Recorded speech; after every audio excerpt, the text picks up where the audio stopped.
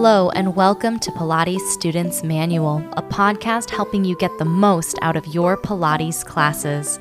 I'm Olivia and I'll be your host. Join the conversation and share your thoughts on Instagram at Pilates Students Manual. You can support the podcast by visiting buymeacoffee.com/Olivia Podcasts. Let's learn something new.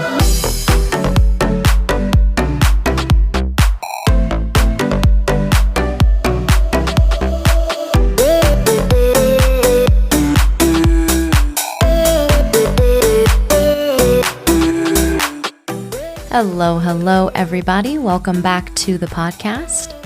Today, we're going to be talking about the shoulder, which is super fun, super complicated, but super awesome as well. One of the members on Buy Me a Coffee, Christine, had asked me to talk a little bit more about the shoulder, how Pilates plays into it, and some of the anatomy and biomechanics and how the shoulder works. So that's what we're going to be diving into today. 100% keeping in mind that you can do amazing Pilates adventuring with zero knowledge of your shoulder, but here's just a little bit of information about it that you can use or not use in ways that make you happy. The anatomy of the shoulder, we've got 3 bones in our shoulder girdle. Naturally, we double them because we have 2 shoulders, but the bones that we're talking about are the clavicle, which is your collarbone, your scapula, which is your shoulder blade, and your humerus, which is the upper arm bone, right? They all meet at your shoulder. There's 4 joints, debatable, but 4 joints in that area for sure. The one that we'll probably be talking about the most is called the glenohumeral joint, which is where your upper arm bone connects to your scapula. That's the ball and socket joint that allows your arm to move lots of different ways.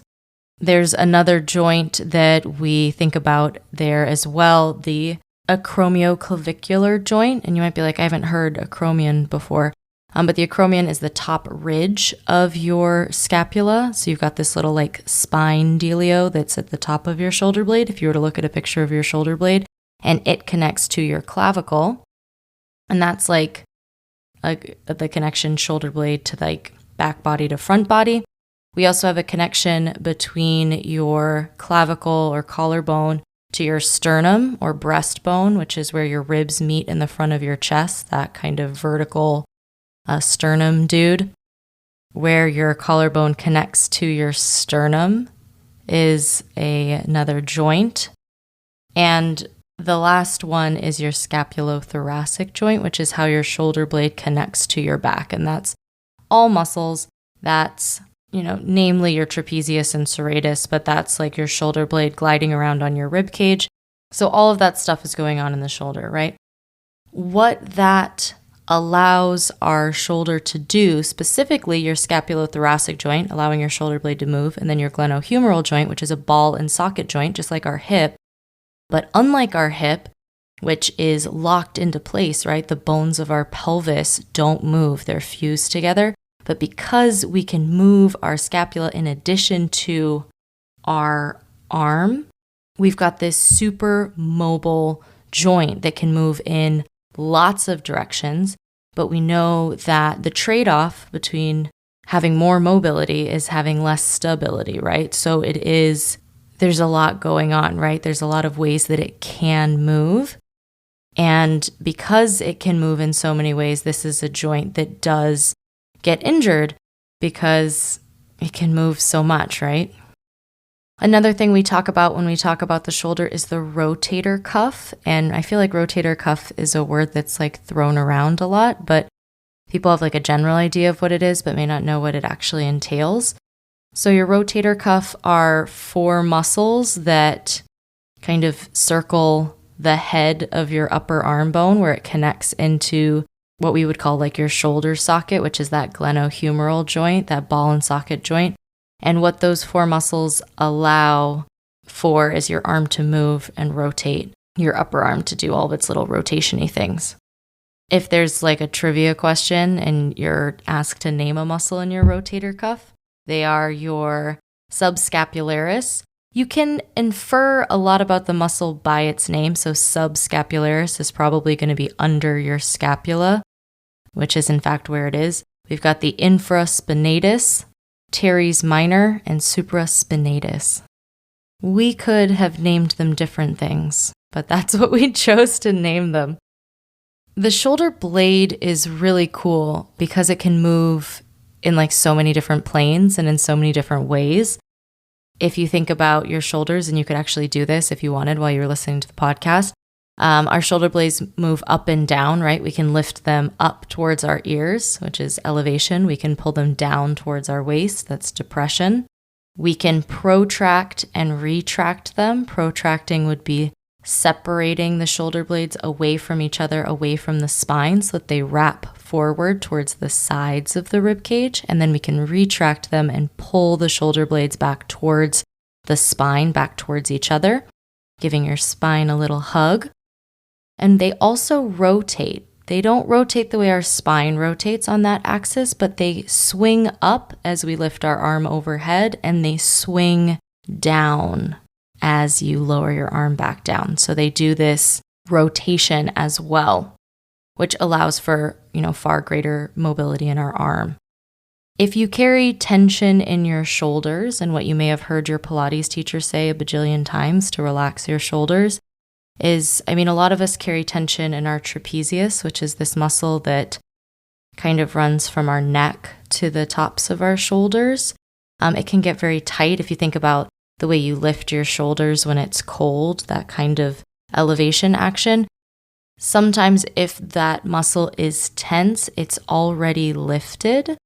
And I think after the break, we're going to dive a little bit deeper into things that our Pilates teachers may say about our shoulders, and sometimes what they're saying and what they mean and what you're understanding are different. So I want to kind of dive into Pilates and your shoulder. Let's do that after the break. That's coming up next.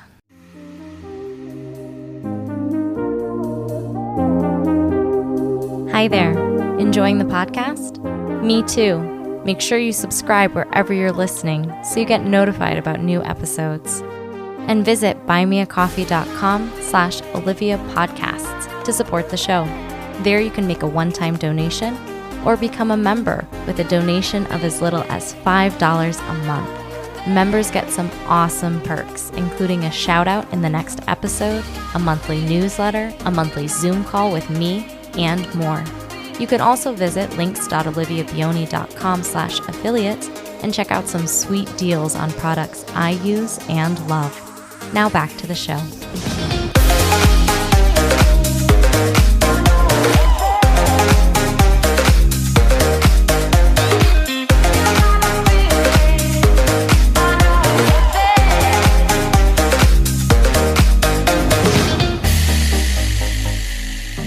Right, Pilates and your shoulder.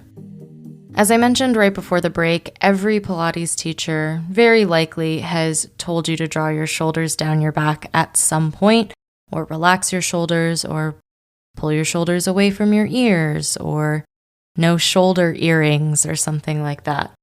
I've made that cue before, and I think what I meant to happen and then what actually happened can sometimes be different, right? @Z Moves on Instagram was just talking about this, and it really made me stop and think, because if you're carrying unnecessary tension in your shoulders, when I asked you to draw your shoulders down your back, I don't even think that that's exactly what I meant. What I meant was unclench the muscle that is currently clenched, right? There's too much tension on one side, right? Your shoulders are unnecessarily elevated, right? They're lifted. And what I want you to do is not really just pull them down and create, more tension on the other side of things. What I just want you to do is unclench, if that makes sense. This is something that I've wrestled with because there's every movement is a pendulum, right? There's a spectrum, and you can be extremely active in one place and then not at all active in the other. In the case of lifting your shoulders, you're extremely active in lifting your shoulders, not active in depressing your shoulders. But you can also over depress your shoulders, and that can also lead to a lot of sadness. And yeah, there's just a difference between releasing tension in a place that's tight versus adding additional tension. And another reason I want to share this is that there are some assumptions about the shoulder that Pilates Elephants podcast had been discussing. And Pilates Elephants is a really cool podcast made by Breathe Education, which is a Pilates school in Australia. And if you're interested in hearing more about this stuff that I'm about to share, really recommend that you check out episode 29, talking about shoulder stability, because it was also an inspiration for this bit. We have some assumptions as people who do Pilates, as people who teach Pilates. We just have some assumptions about the shoulder. Namely, that your shoulder blades, this is really about the scapula. So the assumption that your shoulder blade can be in the wrong place, that as a teacher, you'll know when the shoulder blade is in the wrong place. If the shoulder blade is in the wrong place, something bad is going to happen. You'll get injured. We assume that we can do exercise to get your shoulder into the right place. And then if your shoulder blade is in the right place, all symptoms will be alleviated. But those assumptions have been proven kind of time and time again to be not true, which is, listening to that when I first listened to it, you're like, then what am I supposed to do, right? If we really don't know what's going on with the shoulder, or if that your shoulder blade position isn't necessarily going to contribute or not contribute to any pain or sensation that you're feeling in your shoulder. So what we know about the shoulder and shoulder injuries, and what we know about the body in general, is that movement helps. Allowing your shoulder to move helps. We know that not moving it only exacerbates any stuff that's going on, and keeping it mobile is important. And one way you can move your arms in a bunch of different ways is in Pilates. There's also something to be said for shoulders, but for any part of your body, really, and that's this idea of engaging with discomfort. Especially if you've had an injury, you can become really sensitive in the area that was injured, and part of that is your body's defense mechanism. It doesn't want to experience the pain of injury again, so every sensation you'll feel in that area, your brain will send out, red flags and be like, uh-oh, I feel something here and I'm really worried about it, so I'm going to put out all these signals that you're going to interpret as pain, and then you're going to stop moving it.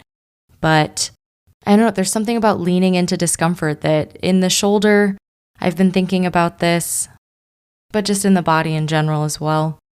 And something else that was discussed in the Pilates Elephants podcast is that the recovery process can take time. And for a shoulder injury, it can take up to 12 months for your body to heal. Just, if you were doing nothing, it can take up to 12 months. You can do exercise, physical therapy, or just moving your arm, and that can contribute to healing quicker, but it can still take quite a bit of time, and just managing your expectations about how your healing journey is going to go. One last thing that I think is just really important for you to keep in mind is that our bodies are designed to move. Our shoulder blades do swing up when we lift our arm overhead, and that's not a bad thing. The goal is not total stillness in Pilates. The goal is not to not move, right? The goal is to move in a specific way. And just for fun for yourself, the next time you lift your arms up overhead, whether you're in a studio and you've got a mirror you can see yourself, or if you're just at home, if you can look at yourself in the mirror, look and see how your shoulder lifts, and just know that that contributes to the range of movement of your arm. Lifting your shoulder blades is not inherently evil, and I feel like, especially in Pilates, shoulders have this really bad rap, and I want to apologize to my students because I know that I've contributed to that thought process as well, but that your shoulders move and allowing them to move is okay. So that's a really long episode to get to that conclusion. But, that's how it is, that our shoulder blades can move. When something hurts in our shoulders and there's a fear around movement, the belief that something is wrong is as powerful as what's going on in your shoulder. So I guess my only recommendation would be to be curious and keep moving. Really big thank you to Christine for that question, and thank you to all my supporters on Buy Me a Coffee. I'm really looking forward to this month's Zoom chats. As always, if you have any questions, please reach out. I'd love to chat about the body and Pilates. I hope you have a great couple weeks, and I'll talk to you again soon.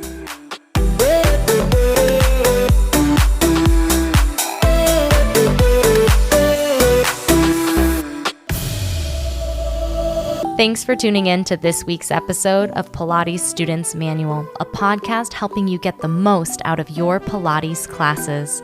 Be sure to check out the podcast Instagram at Pilates Students Manual and subscribe wherever you're listening. Interested in teaching Pilates too? Check out Pilates Teacher's Manual, available everywhere you listen to podcasts.